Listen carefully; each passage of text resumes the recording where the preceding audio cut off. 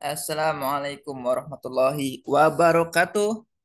Kembali lagi dengan Tugianto atau Tugitech Solution, your partner in IT. Pada kesempatan ini saya akan menjelaskan atau memberikan materi tentang sistem operasi. Pasti bertanya-tanya, apa sih sistem operasi itu? Nah, di sini ada pendahuluan untuk pendahuluan sistem operasi. Jadi eh, pendahuluannya yaitu sistem komputer itu terdiri dari hardware, sistem operasi atau OS, program aplikasi, dan user.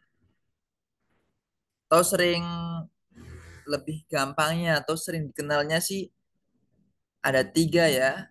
Ada hardware, software, dan brainware atau user. Definisi sistem operasi. Software yang mengontrol hardware. Kemudian program yang menjadikan hardware lebih mudah digunakan. Resource manager, resource allocator, mengatur printer, mengatur memori. Sebagai program pengontrol program lain, sebagai kernel atau program yang terus running selama komputer jalan, dan sebagai guardian. Di sini ada tabel, ada user 1, user 2, user 3, kemudian user N. Jadi sistem eh, program aplikasi ini berjalan di atas sistem operasi. Sistem operasi berjalan di atas hardware. Yang hardware tersebut ada CPU, memori, input, output device. Lanjut.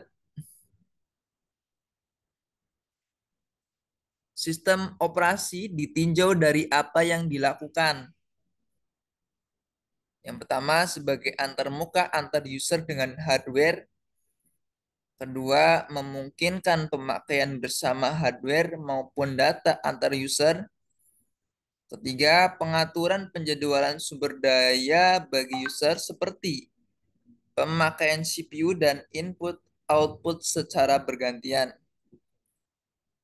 Menyediakan fasilitas sistem operasi seperti menyediakan fasilitas interrupt.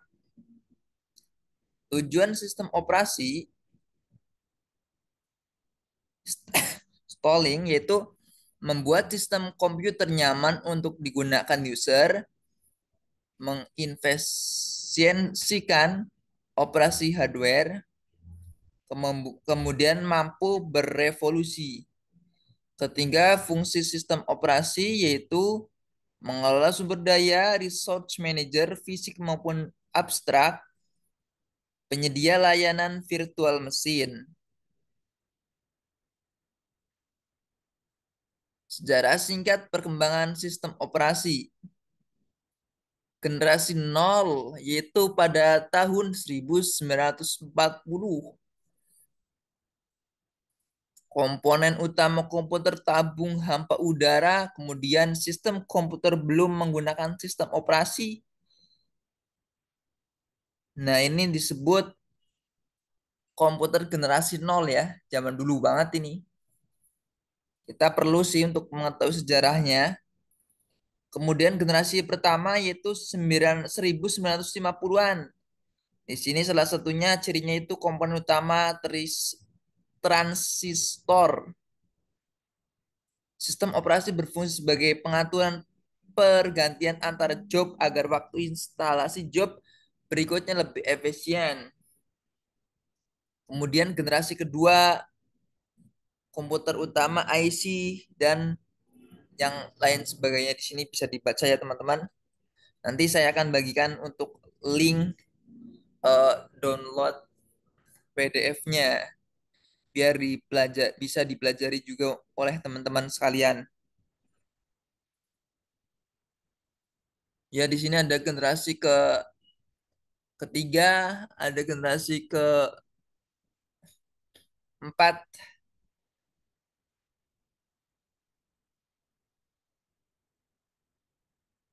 kemudian ada cara meningkatkan utilitas CPU dengan residence monitor. Kemudian ada overlap operasi antara input output dengan CPU. Kemudian ada multi programming system. Di sini bisa nanti dibaca ya teman-teman untuk lebih jelasnya. Kemudian D ini ada distribusi sistem, kumpulan prosesor yang tidak menggunakan memori atau clock secara bersama-sama. Loosely called system. Jadi keuntungannya salah satunya itu pemakaian sumber daya bersama-sama. Jika sistem terdiri atas beberapa seat yang saling berhubung, maka sumber daya yang ada pada suatu tempat dapat digunakan oleh tempat yang lainnya. Oke, terima kasih. Itulah untuk materi kali ini. Selamat malam. Jangan lupa like, comment, and share to Gitek Solution.